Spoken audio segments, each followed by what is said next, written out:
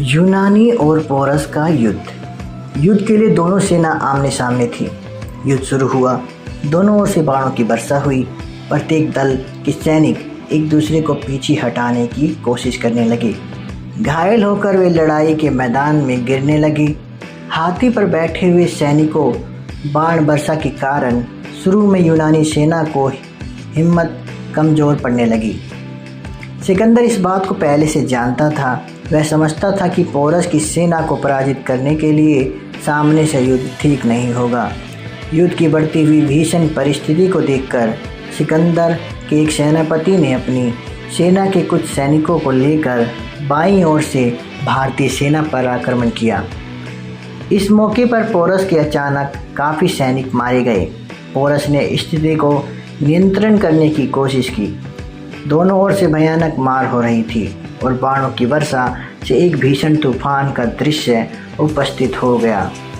घायल होकर गिरने वाले सैनिकों के रक्त से युद्ध क्षेत्र की पृथ्वी रक्तमय हो गई थी।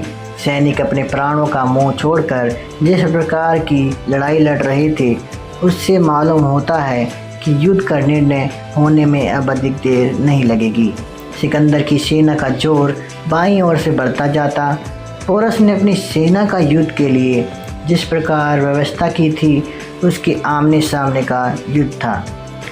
लेकिन सिकंदर की शक्ति को देखकर अपने युद्ध की दिशा बदल दी। युद्ध ने दोपहर का समय पूरा ले लिया, लेकिन निर्णय का अनुमान लगाना अभी असंभव दिखाई दे रहा था। सिकंदर ने जितनी आसानी के साथ पोरस को विजयी करने का अनुमान लगाया था, वह ख्याल सही साबित नहीं हुआ। बरसात के पानी की तरह युद्ध क्षेत्र में वीर सैनिक का रक्त बह रहा था। लड़ाई के मैदान में सब जगह लाशें दिखाई देती थी।